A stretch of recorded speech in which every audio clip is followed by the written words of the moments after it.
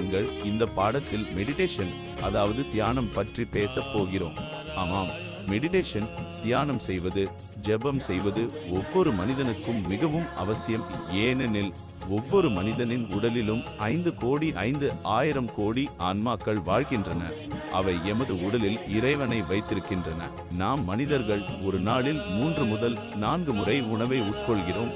ஆனால் எமது ஆன்மா என்ன சாப்பிடும்? இந்த உலகம் முழுவதும் ஒரு ஒளி மற்றும் ஆற்றல் மூலம் உருவாக்கப்பட்டுள்ளது. ஒளி என்பது பிரம்மா. ஒளி என்பது எல்லாவற்றின் பவுண்டர் ஆகும். ஒளி இல்லாமல் எந்த பிரபஞ்சமும் இருக்க முடியாது. ஒளியை தவிர எந்த பிரபஞ்சமும் உருவாக்கப்பட முடியாது. அதனால் ஒவ்வொரு உயிரினமும் ஒவ்வொரு ஜீவனும் ஒளியின் முக்கியத்துவத்தை புரிந்து கொள்ள வேண்டும். நாம் ஒரு மரத்தின் கீழ் நல்ல ஒளியை தினசரி ஒலிக்கவிட்டால் ஒரு நாள் அந்த மரம் பருத்ததாக ஆகும். நல்ல பாடல்களை கேட்பது ஒவ்வொருவருக்கும் பிடிக்கும். ஏன் பிடிக்கும் என்பதை நாமும் யோசிக்க வேண்டும். அதேபோல நம்மால் உட்கொள்ளப்படும் உணவு நம் உடலுக்கு செல்கிறது. ஆனால் நம் உடலுக்குள் 500 ஆன்மாக்கள் அல்லது துகள்கள் இருக்கின்றன. அவை ஒளியிலிருந்து ஆற்றலை பெறுகின்றன. நம் உடலின் முக்கியமான பகுதி அதாவது விவேகம். விவேகத்திற்கும் ஒளி ஆற்றல் தேவை. அது எங்கே கிடைக்கும்? அதற்காக மெடிடேஷன் செய்ய வேண்டும், தியானம் ஜெபம் செய்ய வேண்டும். என் குருஜி 2 விஷயங்களை செய்தார். முதலில் அனைவருக்கும் தீட்சை அளித்தார். ஆனால் யாரிடமிருந்தும் பணம் எடுக்கவில்லை, யாரிடமிருந்தும் உடை எடுக்கவில்லை, எந்த பொருளும் எடுக்கவில்லை, ஏதும் வாங்கவில்லை. குருஜி எப்போது பேசினாலும் நான் எப்போதும் உங்களிடம் கேட்பது உங்களுடைய மனதை தான். உங்கள் அனைவரின் மனதை ஒரே இடத்தில் வைத்து அனைவருக்கும் முத்தி அளிப்பேன் என்றே கூறினார். எங்கள் குருஜியின் மகாகுரு பாலக பிரம்மச்சாரி ஜி விஞ்ஞானி சதீந்திர போஸிடம் மிகவும் அறிவியல் சார்ந்த விஷயங்களை கூறினார்கள். பின்னர் அவர் உலகின் மிகப்பெரிய விஞ்ஞானியாக உயர்ந்தார். அவர் ஆரம்பத்திலிருந்தே என் குருஜியுடன் தொடர்பில் இருந்தார். அவரது சூத்திரத்தை அடிப்படையாக கொண்டு சில கண்டுபிடிப்புகளை செய்தார். நமக்கு சொல்லப்பட்டது, உட்கார்ந்து நின்று கொண்டு ஆகாயத்தை நோக்கி ஆகாயத்தை நினைத்து மனத்தை ஆகாயத்தில் செலுத்தி நாங்கள் ராமு நாராயண ராம கீர்த்தனம் செய்ய வேண்டும். அதுதான் நமது தர்மமும் பாடமும்.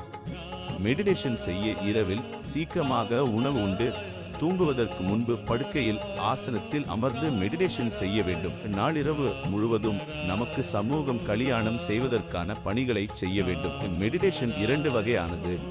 ஒன்று தூக்கத்தில் இருப்பது, மற்றொன்று கனவில் இருப்பது. கனவில் ராமு நாராயண ராம போன்ற ஒளி ஆற்றலை அடிப்படையாக கொண்டு மெடிடேஷன் செய்தால் குருஜியின் பீஜ மந்திரமான ராமு நாராயண ராம ஒரு முறை கனவில் ஜெபிக்கும் போது நமக்கு 40 லட்சம் கோடி புண்ணியம் கிடைக்கிறது. அதேபோல் தூக்கத்தில் ஜெபம் செய்தால் 20 லட்சம் கோடி நன்மையை பெறலாம். ஆனால் கனவில் ஜெபம் செய்தால் அது இரட்டிப்பாகும். இந்த எல்லாவற்றுக்கும் நம்முடைய மனமே நம்மை வழிநடத்தும். நமது மனமே நமது விவேகம், நமது மனமே நம் பரமாத்மா ஆகும். கண்களை மூடி மனத்துடன் மெடிடேஷன் செய்தால் முழு பிரபஞ்சமும் எம்முன் காட்சியளிக்கும். அது ஒரு தனிப்பட்ட அனுபவம். ஒளியுடன் நாம் ஜெபம் செய்ய ஆரம்பித்தால் சில நிமிடங்களில் அந்த ஒளி நிற்கும். ஆனால் நம் மனத்தின் உள்ளே அந்த ஒளி தொடர்ச்சியாக ஒலித்து கொண்டிருக்கும். நம்முடைய உடலே ஒரு கோயில். இந்த ஜெபத்தால் உடலுக்குள் இருக்கும் நல்ல ஆன்மாக்கள் கூட ஜெபம் செய்கின்றன. எப்படி உடலுக்கு உணவு அவசியமோ அதேபோல் ஆன்மாவுக்கும் உணவு அளிப்பது மிகவும் அவசியம். அதன் மூலமே மெடிடேஷன் செய்ய வேண்டும். அது நம் உடலின் ஒரு பகுதியாகும், ஆன்மாவின் ஒரு பகுதியாகும். அனைத்து ஆன்மாக்களும் வேறுபட்ட ஆற்றல்களால் நம்மை உதவுகின்றன. இதனால் நமக்கு பல நன்மைகள் கிடைக்கின்றன. இந்த நமது உடல் அமைப்பை மேலோன் உருவாக்கியுள்ளார். இது மிகவும் விலை மதிப்புடையது. இதை மதிக்க வேண்டும். ஏனெனில் நாம் என்ன கொண்டு வந்தோம், என்ன கொண்டு போகிறோம். நம் பிறப்பு இந்த பிறவியுடன் முடிவடையவில்லை. இந்த பிறவியில் நாமே நம்மை பார்த்து நேசிக்க வேண்டும். நம்முடைய நண்பனாக இருக்க வேண்டும். நாமே நம்மை நேசிக்கவில்லை, நம்முடைய பகைவனாக இருந்து கொண்டிருந்தால் அப்போ இந்த பூமி நமக்கு பயனற்றதாகிவிடும். நாம் இறைவனின் ஒரு பகுதியாக பிறந்துள்ளோம். அதே போலவே திரும்பவும் அந்தவாறே சென்றாக வேண்டும். இது ஒரு விதி. இதை ஏற்க வேண்டும். மெடிடேஷன் இல்லாமல் யாருக்கும் முக்தி கிடைக்காது. எனவே மெடிடேஷன் செய்ய வேண்டும்.